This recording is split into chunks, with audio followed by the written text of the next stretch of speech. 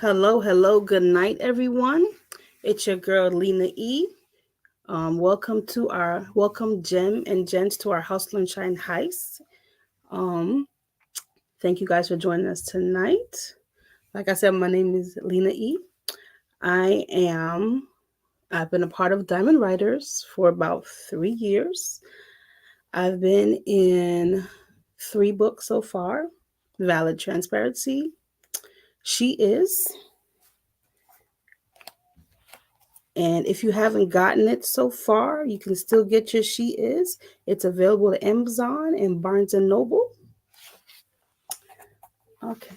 A little bit about Lena E is that I am from Jamaica, the island, not Jamaica Queens.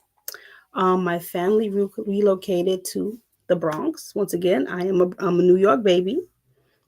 In my adult life, I moved to Florida. Life be life, and I love the sun, so I'm here in sunny, coming to you live from sunny Florida. And we are currently working on. I'm currently working on my third book with Diamond Writer, but you guys got to wait to find out about that. Tonight's topic is we're discussing nonprofit. Basically, when someone wants to open a nonprofit, it is to fill a void or fill a need in society. Sometimes there's some misconceptions about opening a nonprofit. There's a lot of fear. So in order for those who want to open a nonprofit, there's a certain mindset that you have to have. Because if your mind's not right, nothing's going to be right. So I do have a nonprofit. My nonprofit is Hands to Heart. Um,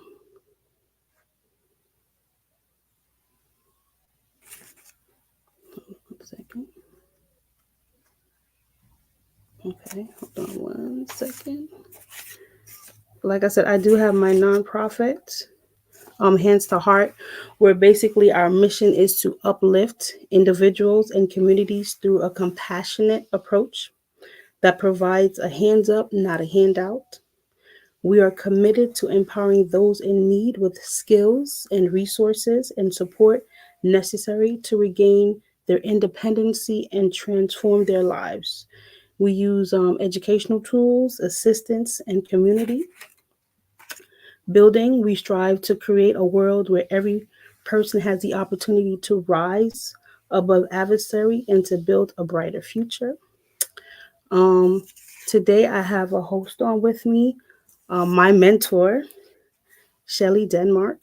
I met her through an organization called Crave. So I'm going to tell you a little bit about my guest tonight. I should say, Pastor Shelly Denmark. She is the director of leadership programs for Craves. She's been with Crave since July of 2019. Prior to Crave, Shelley served as an associate pastor for 3.5 years at the First United Methodist Church of Orlando, located in the heart of downtown Orlando. She's also directed the Summer Mission Intern Program for the Florida Conference of the United Methodist Church, where she equipped and set young people to work with children in underdeserving communities. Shelley received her master's of divinity, at Chandler School of Theology at Emory University. Prior to attending the seminary, she served for 4 years as a director of children's ministry at Anoa United Methodist Church in Largo, Florida. Shelly, you can create me because you can correct me when you get on because I know I butchered a few of those names. But the main important thing about Shelly that I love is that she's passionate. She's passionate about gathering people from various circles various people of different walks of life, connecting them to collaborate together, where she build like meaningful relationships across a degree of different learning formats, where she creates a safe space for us to be authentically ourselves in order to grow. So I'm going to go ahead and invite Shelly Denmark to come in. Hi, Marlene. Thank you for that introduction. And thank you all. It's an honor to be with you tonight. So I'm really looking forward to our conversation. Yes. So you want to tell us a little bit about yourself, Shelly? Sure. And by the way, the names don't matter, right? That's not what's meaningful. Yes, so I am a pastor and I have the privilege of serving at a nonprofit called Crave. And I'll talk a little bit more about that in just a minute. But I am a former public school teacher. I taught for about 5 years before God called me into ministry. Um, I am also a mother of three children. My oldest son is 20. He's a junior in college in Nashville. He's a musician, hence what's behind me. My second son, middle child, just started at UCF in the mechanical engineering program. And my daughter is 16, going on 46. So we have a wonderful family. My husband and I have been married for 23 years. And he is also a United Methodist pastor serving a church here in Orlando. Um, and in October, I'm going to celebrate 10 years of being cancer free. I am a breast cancer survivor. So I am looking forward to that celebration in about a month. Awesome, awesome. So you mentioned Crave. Do you want to tell the audience a little bit about Crave? Yeah, I would love to. So, Crave is a nonprofit that builds the skills and networks of social entrepreneurs. And we do that through a lifelong learning community. We do what you would expect, like the typical project development, leadership development, and networking. But what makes us unique is that we also have another component, which we call soul tending, because we have found for nonprofit leaders, social entrepreneurs who are, doing the heavy work, if they're not tending to their inner spiritual lives, then they're going to burn out pretty quickly. And so that is one of our main components in our program. And it's been a beautiful component because it's where we get to really share at a deeper level and be vulnerable with each other. We get to see each other's authentic selves, and we keep each other accountable and encourage one another. And we're with it when it gets really hard and we want to just give up. So that is what we like to call our secret sauce. And that secret sauce is why we're here tonight. I mean, I have a few things I want to share about starting a nonprofit, but I am a member of Crave Class 7. So that soul tending has really allowed me to connect with my, how do I politely put this? With my, more than just my soul, but how my calling is intertwined with my soul. Am I putting that correctly, Shelly? Oh, absolutely. Trust yourself. I actually love soul tending. It gives me an opportunity. It has been a tool that has helped me connect myself deeper with my purpose and how it's connected to my nonprofit.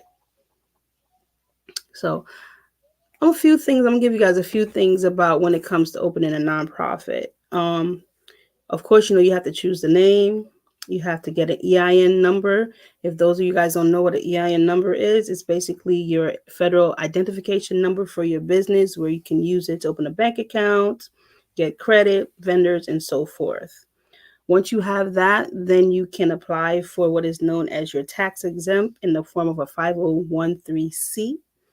And Crave have a beautiful system for helping you apply for that without having to get a lawyer.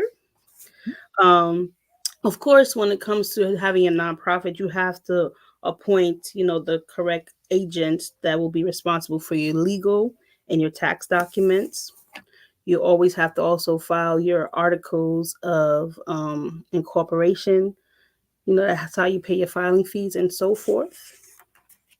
Um, you definitely have to select your board members. Now, one thing I learned through soul tending is that It's good to have board members that are where you're weak, they're strong. So you can't do it all by yourself. You have to have the correct people aligned to help you and assist you. Now, Shelly, do you have anything to add on to that little segment? Absolutely. And if I'm like jumping ahead at all, just cut me off. We're flowing. We're just Right.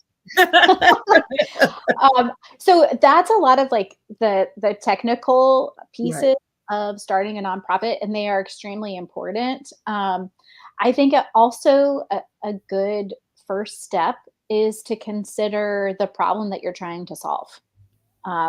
What is it that you feel like is not right in the world? And what do you have a passion for? So where does the world's needs and your passions intersect? Those are not my, like, I can't coin those words. I can't remember whose they are, but they're pretty well known, but they're really important.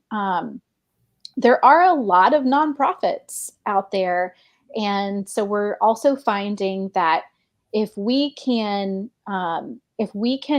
use our strengths and collaborate with other people who might be doing something similar or might have a similar passion, then by combining efforts we can have an even greater impact in our communities. So it's really important as one of your first steps to identify what is the problem that you're trying to solve, and is there anyone else who's doing something to solve that problem? And perhaps a first step is to, either get on board or decide how you're going to solve it in a unique way and form your own nonprofit. Before I go any further, I forgot to do some housekeeping. To my viewers out there, please like, share, comment, and subscribe. If you like what we're doing, go ahead and let everybody else know.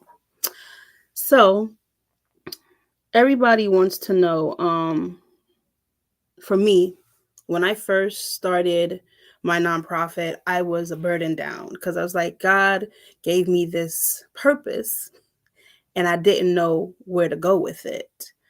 I was trying to do my research on Google. I was trying to do so many things and I felt overwhelmed. And at one point, I was discouraged because I was like, I got to pay this much. I got to get a lawyer. I got to do all of these things.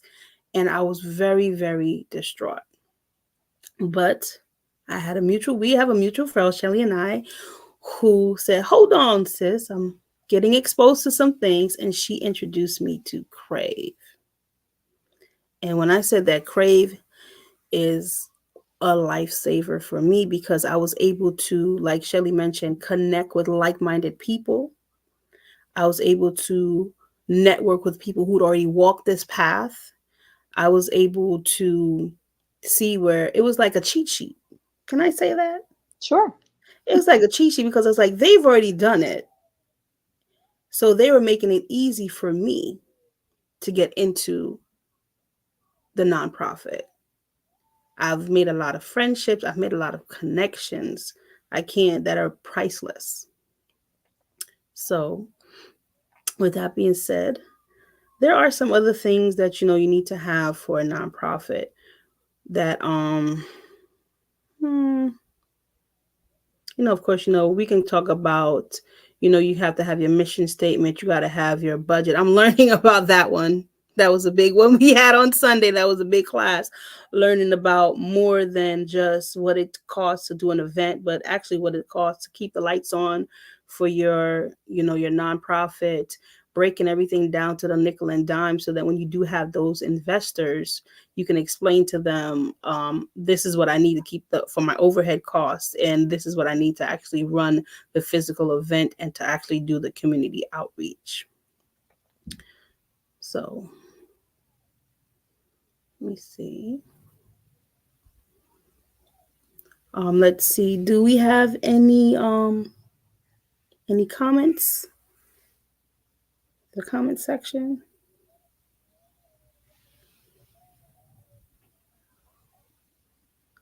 Okay, I don't know. That says TGBG. I don't know what that means. They know I'm not good with acronyms. I need to type out words. That's from Nativa. Tiffany says, come on through telling the people the proper way to legitimize their organizations. All right, all right. Shelly Belly, is there anything else you want? Oh, okay, hold on. Somebody saying, welcome, Pastor Shelly Oh, Bernadette. thank you, Bernadette. Absolutely. Well, and if I may add too, Marlene, something we talked about the other night in our workshop is not only are you putting together how much it costs to run your events or what have you, but also factor into the equation how much do you need to be paid for all of the time and the effort that you're putting into this. So often we forget about ourselves as nonprofit leaders, and there are grantors and funders who are recognizing that if we don't pay people, things aren't going to happen. So, Right. and you deserve to be paid. Your time is valuable. So that's an important piece to consider as well. Yeah. So can a nonprofit be profitable? Yes, it can. I'm learning about having a hybrid Yes. nonprofit. I'm gonna work on that side because I was just thinking, oh, I'm just going to, you know, ask my friends and families for money. We're gonna get some of those grants, and we're going to create a few business ideas to actually generate revenue for my nonprofit. Do you want to speak a little bit on that, Shelly? I'm not too strong about that hybrid. I just learned it, so I'm a baby Yeah, in the nonprofit. absolutely. That's I mean, if I may say, a new trend, I guess, in starting a nonprofit is because a lot of people are recognizing like there's only so many grants out there and it's pretty competitive, and usually you don't get it your first year. It takes multiple times to apply. So how else can we generate revenue? So finding the things that you have that are marketable that you could make money off of, and then using that profit to fund your nonprofit. So we have, some people who are consultants and they'll get paid for their time that way. Other people are writers, authors, and use their book revenue, things like that. So there's so many possibilities of ways to generate revenue for the nonprofit. So always keep that in mind.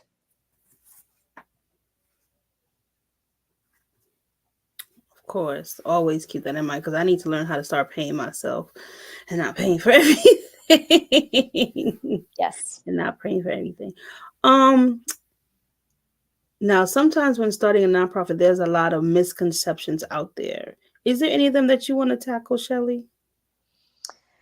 Well, I mean, you mentioned it before. You are not a one person show. You cannot do it all on your own, even though it's probably you're doing 90% of the work, especially to start out. But you can't, because that's not sustainable. It's not scalable when it comes time to grow. And we also recognize that there are other people have so many gifts that perhaps we might not have. And so when we bring people around us, especially in our board of directors and volunteers, things like that, then it just enriches what we provide through the nonprofit. So um, definitely can't do it all on your own. So, I'll have to think through some more. so I would say for those who are not lucky to have a Crave as a tool, I would say get to know your community, get to know what other nonprofit organizations are in your community and what they're doing. Because I'm sure there have to be some kind of listing. I would see what kind of funding in your local community is offered because everywhere has, I mean, I believe every state, city should have some kind of listing of um, organizations that give out funding to nonprofit. Now, one thing I've learned, you cannot, well, it's easier to get funding once you have your 501(c). They want to know who you are, what you're doing, and what you're about before they sign that check. So make sure that when it comes to your nonprofit that you're putting yourself out there. Make sure you have a website. Make sure that you're showing them that you're, physically active in the community. And like Shelly said, the first year, nobody know who you are. So you probably won't start getting any grants and stuff like that. Maybe what, second or third year, if you get yourself connected correctly socially and out in your community. Your name has to be known, because the first thing they're gonna know, who are you? What do you do? I like when I step in the room, they're like, oh, that's Marlene. That's Hands to Heart right there. She does, her annual Christmas parties, at Orlando Rescue Mission. Like, you want them to know who you are. So you have to know how to sell yourself on social media. Right, Shelly? Absolutely. You need to be very clear about your purpose and your mission and what it is that you do. Um, I'll also include in there, you need a solicitation license in order to receive donations. Yes. See, we work well, Shelly. We work, Yes. we work well. And don't underestimate too the power of thanking and acknowledging people who donate not just money but their time, Yes. um, and people who will spread the word for you. People, there's power in people and all of their networks too. So um, remember that as well. That kind of social capital. Okay. So yes. Oh, we have a few more comments. Let's see. From Tiffany, do do either of you ladies have advice on avoiding burnt out when starting a nonprofit? I'll throw that one to you, Shelly. Okay. Yeah. So, couple of things. You need a community. You need a group of people who you can lean on, people who you can process ideas with, and people who will, if you are a spiritual person, people who will pray with you and pray for you, um, especially when it gets hard. Uh, Keeping that connection is vital. Whether it's whether your group of people is small, if it's just one or two, or if it's a larger group like our Crave cohorts. But maintaining that human connection and that spiritual connection is really important. And the other thing is you control your time. I think I was just listening to a podcast today about that so often um, we are stingy with our time when we're asked to do stuff because we feel like we don't have enough time and that we're so busy. But the reality is, if we step back and evaluate, what do I value, and how am I ensuring that that's a part of my every day, or the things I prioritize, then we'll start to realize, wait a minute, time is a valuable resource, and we do have control over our the time we spend and the way we spend it. Definitely. For me, one of the things that keeps me from burning out, it goes back to when you're selecting your board members. For me, it's like having the right team in play. Having, because you can't, like you said, we can't do it all by ourselves. So when it comes to selecting your board members, you have to mention, like I mentioned, you have to pick people that are strong. Where you're weak, they're stronger. Like, for example, I have certain people in play that I can call and say, okay, Mel, I need you to work on the website, because she's the director of operations. Or I have Amy, where I'm like, are we going to do our outreach? I need you to contact this facility, get this. You have to, when you pick your board members, you have to be very selective. You have to pick people that are going to do, and when you say something, they actually understand what you mean by that. So it's not a one-man team. Marlene cannot run everything. So I delegate very well to my board members, and they just happen to know me well, and they're also very passionate about my purpose because they see it and it's aligned with the character and their spirit, because they both have their own nonprofit that they're going to be doing. So when we collaborate, when we come together, it's a beautiful thing because we're spiritually already there together. So that's how I stay from being burnt out. Is I'm very selective about who I choose to be on my board. You're not going to be on my board because you're just my friend. No, you're going to be on my board because you're an asset to my nonprofits and my purpose. Yeah. It's also helpful to, make a list of the things that drain you and the things that give you joy or energize you. And the things that drain you, either stop doing it or delegate it to somebody else. Right. Like I said, I delegate very well. Yeah. Okay. We have another question. Can we share more about the solicitor's license? Um, Yeah. you know, So that's also, so that's part of the application process. When you apply for your 501(c)(3), you also have to apply for a solicitation license in order to technically be able to receive donations from people as a nonprofit. Um, our board chair takes care of that end. Again, yes, he know does. your And he gifts. does an This awesome technical job. stuff, not nuts. No, I'll give that to our board chair. He's phenomenal. He works with each of our leaders one on one to make sure they're in compliance. He's a tremendous gift. Again, going back to what Marlene was saying, put the right people on your board. Um, I mean, it will just help your organization grow by leaps and bounds. Yes, because when I had my meeting with him, he was like, Marlene, I see you got some stuff here. It's like, did you do a solicitor? I said, my what? He said, well, how do you think that you're going to be able to receive funding? And I was like, I'm a nonprofit. What do you mean? That's just, but no, it is a part of the processing that you need to submit with your 501(c). It allows you to receive money from grants, I believe, and basically just to receive money in general Mhm. for your nonprofit, because you're going to have to file taxes on your nonprofit, and you're going to have to explain you receive this money from this organization, and you're going to have to show that you use that fundage for what that organization pledged that money for.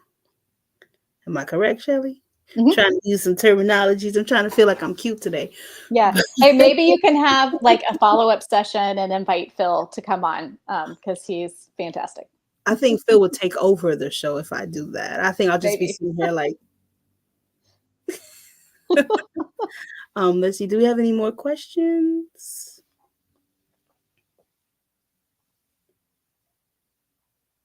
Nope, I don't see any. Oh, okay, we have one here. I work in a nonprofit. It's tough out here with getting funding. Any suggestions on a place to start? That's a good You want me question. to You don't take the okay. lead, Shelly. You're the Um, expert. You remember, right. Shelly is my mentor. I personally adopted Shelly, like she belongs to me, and she is my go-to for everything when it comes to my nonprofit. I'm like, Shelly, sometimes I have to wait because it's like the idea comes to me at 1 o'clock in the morning. So it's like, okay, I gotta wait to text at a decent time because I have questions. So go ahead, Shelly. Which I appreciate that. Um, was that from Tiffany, I believe? Yes. Okay. So Tiffany, depending on where you live, so here in Central Florida, we have like a clearinghouse, I guess you could kind of call it, called the Central Florida Foundation, and they vet nonprofits, um, and they make sure like you have all of your ducks in a row, basically, in order to list you on their website. Because donors will come to the Central Florida Foundation's website and they will look to find your nonprofit in order to basically consider you, legitimate. There are other clearinghouses like that, like GuideStar is one of them. There are a couple out there, but um, also at the same time, while they're vetting you, they're a source of uh, possible grants and funds that you might be eligible for. Also, your county government. Marlene, do you remember the figure that Lachey told us the other night? Was it like eight, or $80 million or I something think it like was that? like we had like $80 million for Central Florida, and I was like, yeah. Right, available for nonprofits through the county government. So, definitely check your local your county's local initiatives, and see if what you're doing aligns with those initiatives at all. I mean, in here in Central Florida, a lot of our Crave leaders, their projects align with the mayor's initiatives, which is great. So I would say those are the first, two areas I can think of. What about you, Marlene? Can you think of anything? Ooh, I'm learning from you. One of the things that I found funding for is I found a lot of local communities that were like-minded, a few organizations in my community that I was trying to do outreach with, a few churches and stuff like that where they did donate to me, a few local organizations that they do have funding. So it all depends on where you're at and like you said what you have offered to you. Like I'm in Kissimmee, so it's a smaller um community than someone that's in New York City. So I was able to connect, and I did a lot of word of mouth, which I'm not doing this year. I am going after the big bucks because it's less stressful.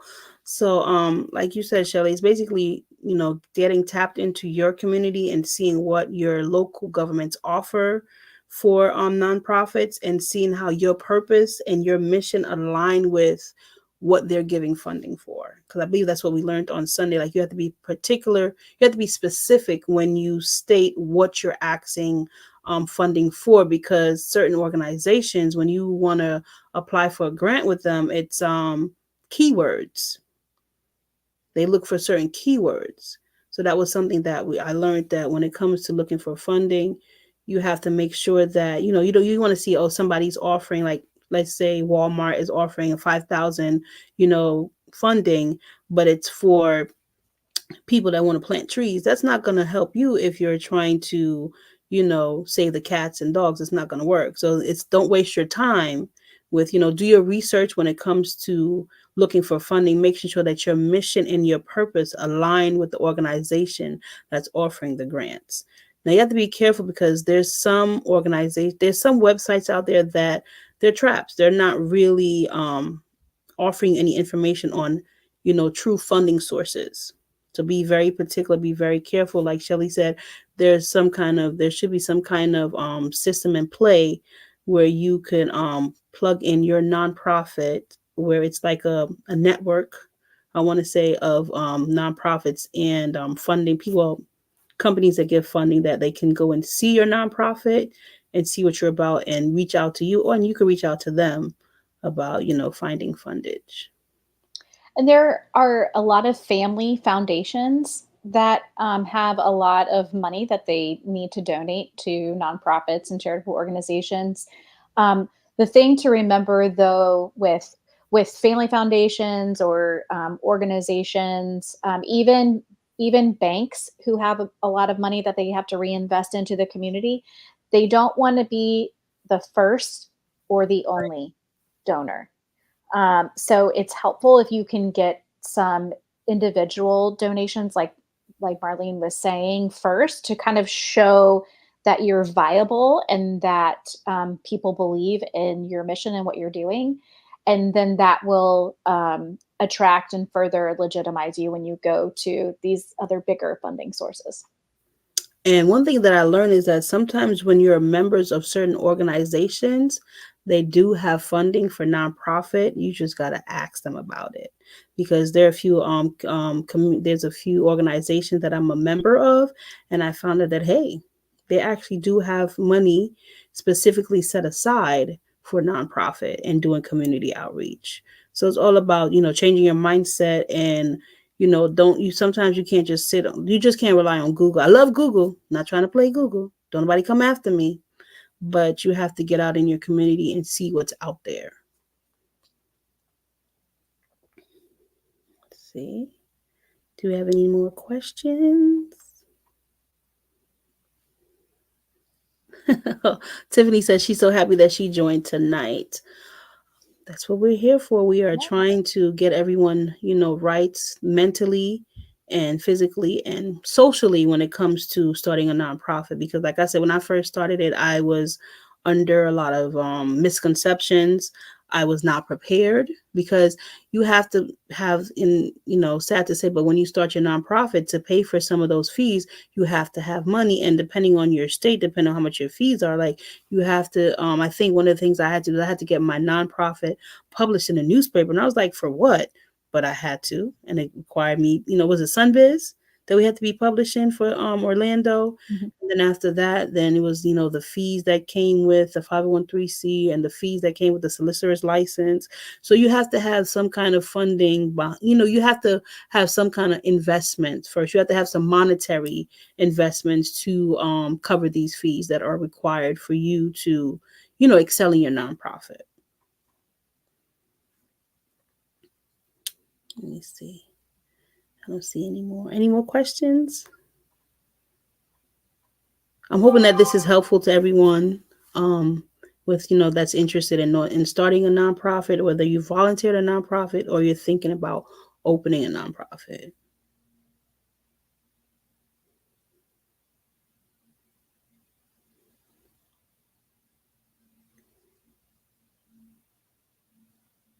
Thank you for the support. Okay. Well, Shelly Belly, is there anything else you'd like to add? I'm trying to keep my butterflies to a minimum. Oh, you've done so well, Marlene. Um, no, I mean, nonprofit work can be incredibly fulfilling. Um, and so if you return to your purpose and your mission, and especially when you start to feel like you're burning out, remember why you got started in this in the first place. And if you have a, a 3 to 5 year goal or plan, keep that visible, where you can see it every day to help be a reminder to you to keep going, one step, one foot in front of the other. It's a marathon, not a sprint. And I guess for me, a secret for me, and a lot of people know I'm a very spiritual person. I put God above everything and before everything. I pray and I ask for his guidance on everything that I do, as far as selecting my board members, as far as even the relationships that I create, the networking relationship, let them be beneficial to my purpose. If there's someone that might be beneficial but not, but go ahead and remove that purpose. I put God in everything. In everything that I do, I put him first. And that's how I was led to Crave, was through a church sister that is a board member of Crave, who's, I was talking to her and she was like, Marlene, do you know that you got help out here? And I was like, I don't have to do this by myself. I'm sitting here crying like, Lord, you gave me this purpose. You want me to do a shelter? You want me to do this? You want me to rehabilitate these, the homeless? Because my nonprofit is Hands to Heart, where we, the main goal of our, my profit is to rehabilitate, I don't like to say homeless people, back into society. There's no guidebook on how to be the perfect adult. We all are one step away from, we're all one paycheck away from, being homeless. That's what I say. So there's no guidelines. So yeah, you do fall short. You do end up in a facility like that, but that does not mean that you're less of a human. That does not mean that you failed at life. All that means is that you just need to refocus yourself and get back out there. And my organization wants to provide that.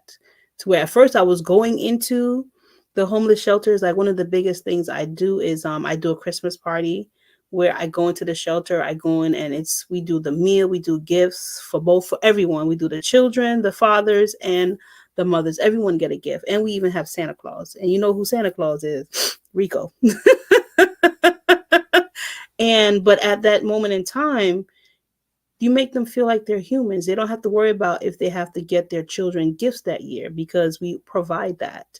We also provide, a nice, Christmas meal where they can communicate, where they can commune with each other. So, for that being said, it's like, when you get called to do your nonprofit, spend some time with God. Write down what he tells you he wants your purpose to be, and make sure that you ask him, God, now lead me to those people and those resources that I need in order to make this purpose successful. Have anything to add on that, Shelly? Oh, I think it's perfect. It is. It's perfect. I mean, you know, I'm convinced that God is within this whole enterprise called Crave because the right people are led to our organization, or we're connected with someone who can be a resource to someone else, and it happens all the time. So there's a larger spirit at work for bringing about the common good. So it's an honor to be a part of that work. Yes, there is. Now, Shelly, is there if the viewers would like to reach out to you, do you have a Facebook, TikTok, social media stream that they could reach you at? Yes. So Crave, our website, I believe, is going to be posted, and Crave is also on all the social media channels, not on TikTok. You don't want to see. Definitely, I do us not want on to see TikTok. myself on a TikTok video. Okay.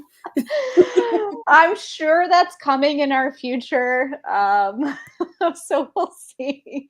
But yeah, you can find us, Crave of Florida Inc. on the socials. And then I believe my email is going to pop up too. If you want to reach me personally, feel free to email me if you have any questions. And if I can't answer your question, I'm going to connect you with someone who can, She because most that's definitely part of my purpose is connecting meaning. So will. Okay. All right. All right. And let's see. So at this time, I'm going to do a few uh we're going to do our gems at this time, where basically at this time, if there's anything that you want to leave us with, any advice, any, you know, pointers on, a nonprofit. I I would say you have everything you need within you. Believe in that because God has placed that there. So don't ever doubt that. Okay. And my gem for tonight was be selective with whom you pick to help you with your purpose. Not everyone can be a part of your purpose. Pray and ask God to guide you on that part, because there's going to be times you don't want to be burnt out. You don't want to be angry with the people that you select, because at the end of the day, you chose them.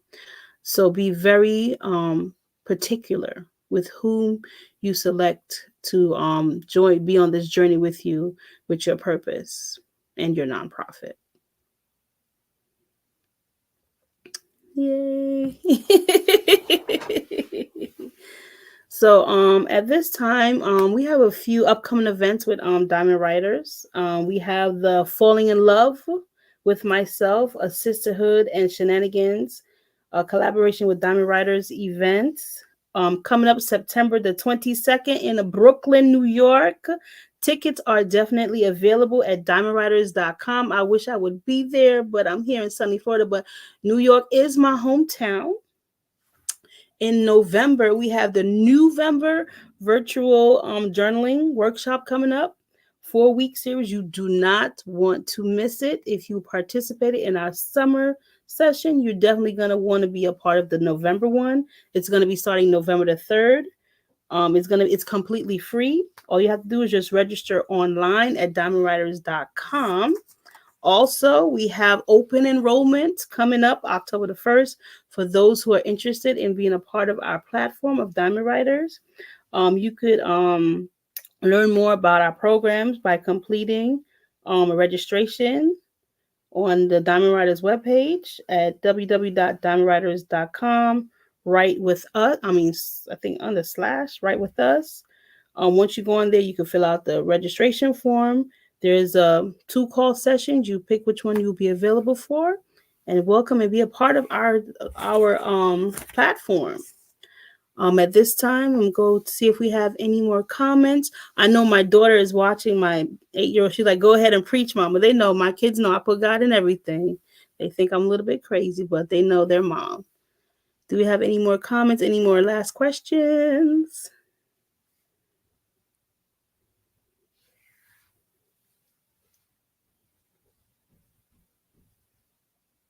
I don't think so. Well, Shelly, I thank you so much for joining me tonight on our heist, and you know addressing those concepts about starting a nonprofit, soul tending. Soul tending. Is there anything else you want to add about soul tending? Um, no, I think I mean, yeah, I think we shared why it's important. Of course, not just as nonprofit leaders, just as human beings, Okay. connecting to our source, connecting to our creator. Definitely. Definitely. Make sure that you definitely collect with your creator to make sure that you heard his words correctly and true on what you are supposed to be doing, and not lean not onto our own understanding of what we thought we heard him say. So that we can be in alignment with our purpose. Well, if we have no more questions at this time, we're going to say thank you guys for joining. Oh, how dare I? If there's anyone that would like to donate to Hands to Heart, you can follow me on, the website. My company's website is www.handsheart.org. You can also find me on Instagram at Hands to Heart, the number two, Hands to Hearts Inc. I'm also on Facebook, Hands to Heart Inc., TikTok at Marlene Edwards 04. You're more than welcome to donate to my cause. We're all about rehabilitating the families and putting a smile on everyone's face. And doing it with dignity, Of course. right? Maintaining their dignity as well. Always, always, always. Yeah. Thank So you so much, Marlene, and thank you to the Diamond Riders community for having me with you tonight. I thank you. All right. Don't forget that we'll be on again with the original host of the heist, Mel V, Natima, and the Phoenix. You guys have a wonderful evening. Let's go! Let's go!